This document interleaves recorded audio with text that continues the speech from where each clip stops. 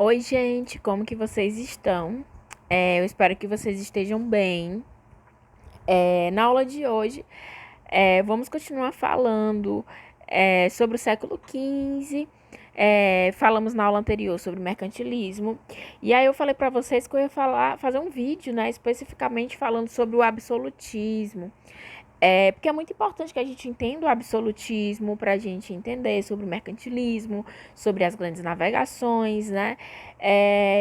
Enfim, absolutismo. O absolutismo, ele vai surgir ali na Europa entre o século XVI até o século XIX, certo? E o ápice do absolutismo, ele vai ser na Idade Moderna, certo? Eu até coloquei no outro vídeo para vocês uma linha do tempo, então, e tinha lá na Idade Moderna absolutismo, certo?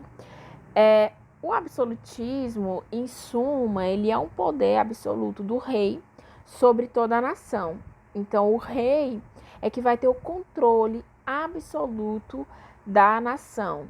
E aí, algumas características, né? Nós vamos aprofundar durante o vídeo, mas as características: poder centralizado nas mãos do monarca. Então, o monarca é o rei, tá? O rei, ele vai ter o poder centralizado na mão dele. O que é que significa isso? Que toda a sociedade vai girar ao redor do rei. Por isso que é centralizado, central. Direito divino dos reis. O monarca pode interferir em assuntos religiosos. Inclusive, gente, nesse momento, né, no século XVI, tinha-se uma ideia de que o monarca ele governava por Deus, né? Então, por isso que é o direito divino. Então, se o rei estava lá, era porque Deus queria. Então, como o monarca governava por Deus, ele poderia interferir nesses assuntos religiosos, certo?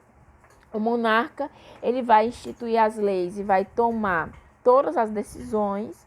Instituir, né? Significa que ele vai fazer as leis. E o poder absoluto vai ser hereditário, vai passar de pai para filho. E o mercantilismo, que foi o assunto que nós falamos no vídeo anterior, ele foi o principal sistema econômico do absolutismo, certo? É importante para a gente entender como que o rei consegue chegar, né, nesse momento em que ele vai ser o centro de tudo. É importante a gente fazer uma trajetória histórica, certo? Como que é possível o monarca centralizar o poder, né? Então a gente vai voltar para a Idade Média, que é o que antecede a Idade Moderna. Porque foi justamente na Idade Média que o poder do rei, de certa forma, ele era limitado por causa do modo de produção feudal, né? Na Idade Média, a gente vivia o feudalismo, e no feudalismo vai ter uma descentralização política, ou seja, a política, o poder político, ele não vai estar centralizado numa só pessoa, certo? Ele vai ser descentralizado.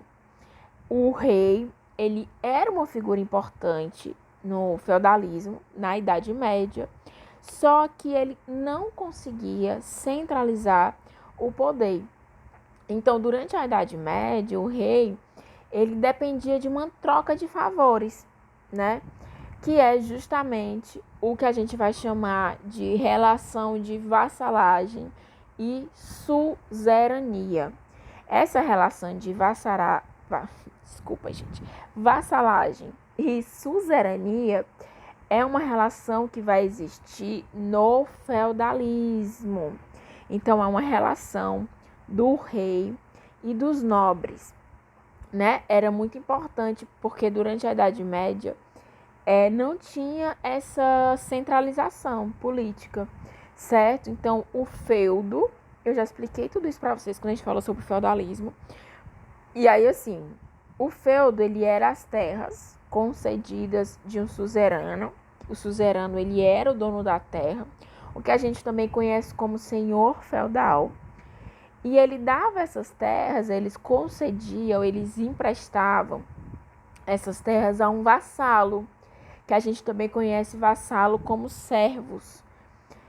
que é justamente que vai receber a terra, em troca de fidelidade e auxílio militar, certo? Então, antes do rei ter o poder nas suas mãos, a gente vivia na Idade Média e as pessoas tinham poder descentralizados, porque elas viviam um sistema, uma relação de vassalagem e suzerania. Quando que isso começou a mudar, certo? Começa a mudar quando o modo de produção feudal ele entra em crise, né, no final ali do século XV. E as nações do continente europeu eles vão começar a formar o que nós falamos nos capítulos anteriores, que é a formação dos estados nacionais. Inglaterra, França, Espanha e Portugal, eles são os 4 impérios que vai formar esses estados nacionais. O surgimento dessas grandes nações vai contribuir para o fortalecimento do poder real e, consequentemente, o desmonte, né, a crise do sistema feudal, que foi acontecendo de maneira lenta e gradual, certo? Então, o fortalecimento dessas grandes nações, a crise do sistema feudal, tudo isso vai fortalecer a centralização do poder do rei. E um outro ponto também muito importante é que vai ter um crescimento urbano, né? As pessoas vão começar a vir para as cidades e um crescimento comercial. 2 grupos eles vão ter muito interesses em fortalecer essa imagem do monarca, que é a burguesia. A burguesia tinha um interesse porque ela queria unificar a moeda, isso facilitava na comercialização de seus produtos, certo? Quando se unifica a moeda, quando se cria uma única moeda. E ela queria estabelecer também tarifas alfandegárias, então os produtos que entravam e que saíam do seu país, certo? Então, para isso, ela queria fortalecer as suas relações comerciais. Então, o interesse da burguesia em ajudar a imagem do monarca, em ajudar a imagem do rei, era justamente porque ela queria fortalecer as suas relações comerciais. A nobreza, ela queria garantir a posse das terras e a segurança das terras também. E a partir desse reinado forte e absoluto, eles conseguiam centralizar o poder nas mãos dos reis e conseguiam aquilo que eles desejavam. Então, era uma espécie de troca. A burguesia e a nobreza fortaleciam o rei e o rei dava essas trocas, esses benefícios para eles, certo? Eu coloquei aqui mais algumas características, né? Mas essas características eu falei para vocês. Poder concentrado nas mãos dos reis, criação de leis, imposição das leis, o que é impor? O que o rei criava, ele impõe para a galera, assim, a galera não podia discordar, porque ele era o centro, certo? Ele criava os impostos, e ele tinha que garantir também a proteção do seu reino. Os principais pensadores do absolutismo vai ser o Jean Bodin, Jacques Bossuet e Thomas Hobbes, certo? Gente, eu espero que vocês tenham entendido sobre o que é o absolutismo. Se vocês não entenderam, eu estou à disposição. É importante que vocês também revejam os outros vídeos. Se ficou alguma dúvida, é importante que vocês leiam o livro de vocês, porque só com o vídeo vocês não vão conseguir entender. E qualquer coisa, qualquer dúvida, eu estou aqui. E até mais.